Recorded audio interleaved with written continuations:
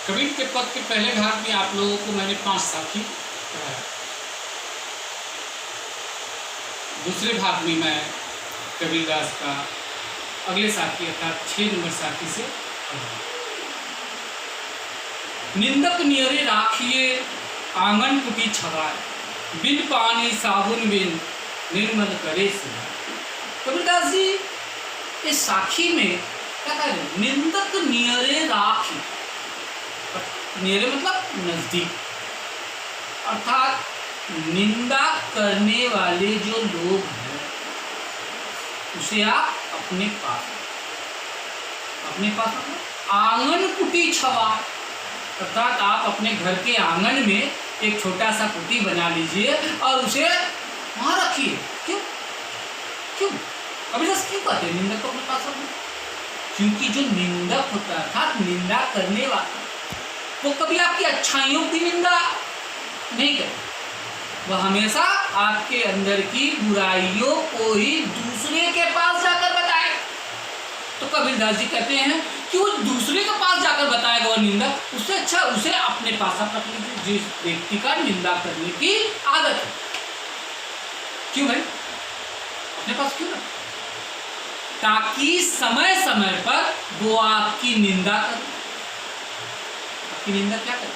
अर्थात आपके अंदर की जो कमी है, आपके अंदर की जो बुराइयां उसके विषय में बताएगा।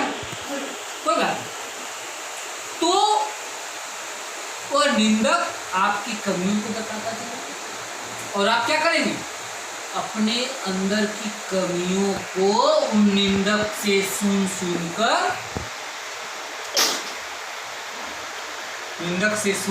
उसे दूर करने का प्रयास करेंगे। जिससे क्या हो? आपके हृदय की जितनी भी कमजोरियां, जितनी भी बुराइयां, वह क्या धीरे धीरे खत्म हो जाएगी। इससे क्या हो? कह रहे हैं कबीरदास जी, बिन पानी साबुन बनना निर्मल करो। जिस प्रकार से हम लोग शरीर के ऊपरी सतह को साफ करने के लिए क्या करते हैं? साबुन और पानी से धोते हैं। ये क्या हमारे शरीर की ऊपरी गंदगी साफ होगी वो साबुन और पानी। किंतु जब निंदक को हम पास में रखेंगे तो हमारे हृदय के भीतर, हमारे मन के भीतर की सारी गंदगी वह निंदक दूर करेगा, जिससे हमारा तन और मन दोनों निर्मल होगा, स्वच्छ होगा, स्वस्थ। अगले साखी में हम लोग चलते हैं। हेरत हेरत हे सखी रहा कबीर हिराए, बूंद समानी समझ में शोकत हेरी। हेरत अर्थात कबीरदास जी कहते हैं हेरत हेरत हे सखी कबीर रहा हिराए, अर्थात कबीरदास जी कहते हैं कि मैंने ढूंढते ढूंढते खुद को खो दिया।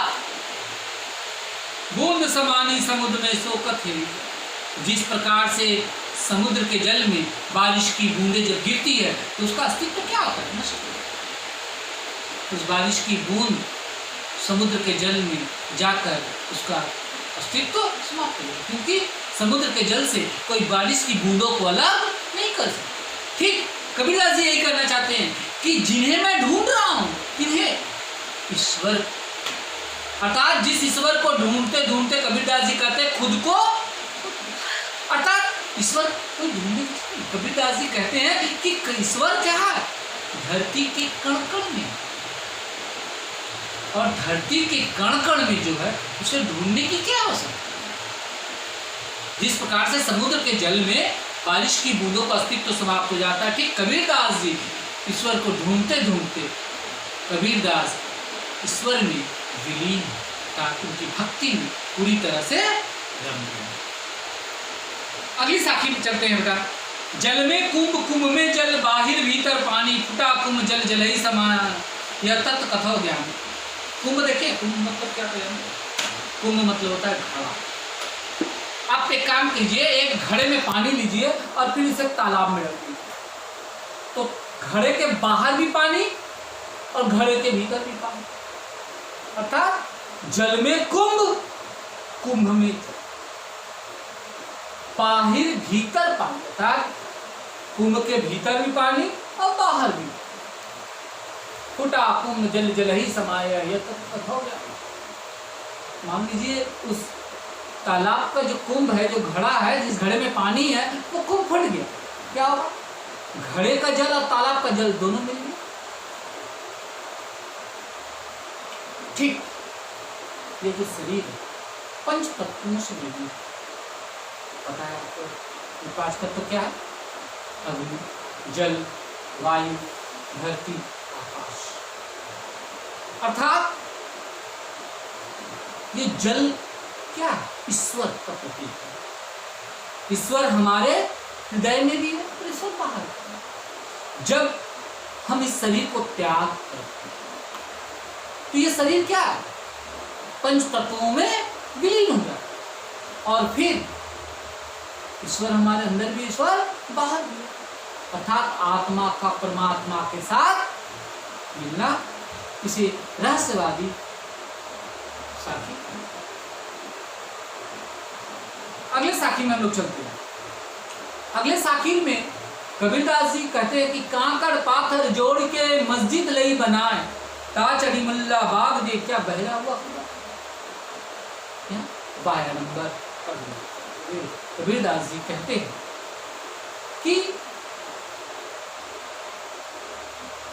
ये जो कंकड़ पत्थर को जोड़कर हम लोग मस्जिद बना देते हैं और फिर उसके ऊपर चढ़कर हम लोग चिल्लाते हैं अल्लाह अकबर, तब जो नारा लगाते कि क्या हमारा ईश्वर, हमारा खुदा बहरा है जो हमें उसे चिल्लाने पड़ता है, उन्हें बुलाने पड़ता है? नहीं। कबीरदास जी कहते हैं, कहना चाहते हैं कि ईश्वर जब हमारे हृदय में है, खुदा जब हमारे हृदय में है, तो हमें किसी कंकड़ पत्थर जोड़ को मस्जिद बनाने की आवश्यकता नहीं है। क्यों? क्योंकि और ना ही हमें आवाज देनी चाहिए। हम अगर सच्चे हृदय से अपने मन के सारे मनोविकारों को अपने हृदय से दूर करके, अगर सच्चे मन से उनका स्मरण करते, तो वह हमारे सारे कष्टों को, सारी पीड़ाओं को दूर करते। ये मुस्लिमों को फटकारते हुए ये साखी करते हैं, काकड़ पाथर जोड़। ठीक इसी प्रकार से हिंदुओं को भी फटकारते हुए करते हैं कि पाहन पूजे हरि मिले तो मैं पूजू पहाड़, तासो या चाकी भली जग पी सीखा संसार। अर्थात अगर पत्थर को पूजने से हमें भगवान की प्राप्ति होती है तो हम घर की चक्की को पूजा करेंगे, जिससे पीस कर कम से कम हम अनाज प्राप्त करते हैं और उसकी रोटी तो खाते हैं। अर्थात मूर्ति पूजा, नमाज अदायगी का विरोध करते हुए कबीरदास जी ने इस साखी का लिखे हैं। अंतिम साखी आप लोग के पाठ का, हम देखत जग जात है जग देखत हम जाए, ऐसा कोई न मिले पकड़ी छुड़ा लेगा। हम देखत जग जात, जग देखत हम जाए, ऐसा कोई न मिले पकड़ी छुड़ावे ना।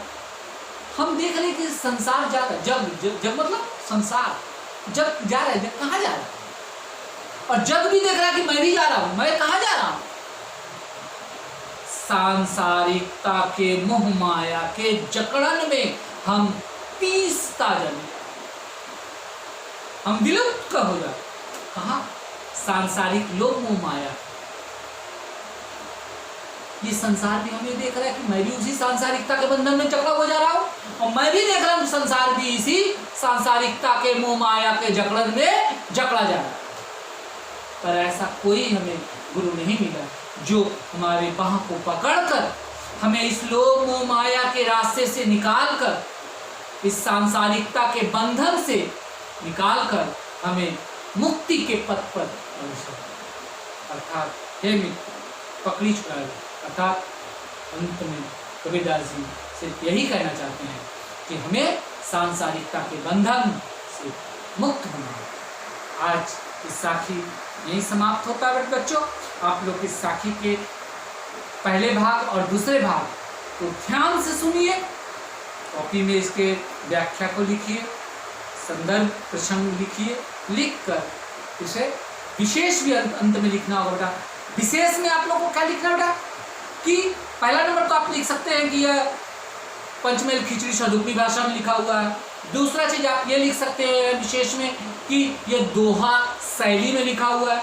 और तीसरा विशेष जो प्रत्येक दोहे में, प्रत्येक साखी में जो पंक्ति आपको सबसे अच्छा लगे। जहाँ गुरु की महत्ता का वर्णन हुआ, गुरु की महत्ता लिखें। जहाँ ज्ञान के विषय में कहा गया, ज्ञान के विषय में। जहाँ व्याडंबर का विरोध किया गया, व्याडंबर का विरोध लिखें। अर्थात इस तरह से एक एक पंक्ति आप विशेष में लिखें। अर्थात 3 विशेष आप लोग को लिखना है। अर्थात अच्छे नंबर पाने के लिए आप लोग को लिखना होगा। और ऑब्जेक्टिव मैंने जो बताया है, इसी में से ऑब्जेक्टिव प्रश्न भी आएंगे। अर्थात आज के लिए नमस्कार। आप लोग ध्यान से पढ़ें, घर में रहें, सुरक्षित रहें। तीसरे वीडियो में मैं आप लोगों को कबीर के पद के 2 पद पढ़ना है, मैं वह 2 पद आपको पढ़ाऊंगा। तब तक के लिए आप लोग सुरक्षित रहें, घर पर रहें।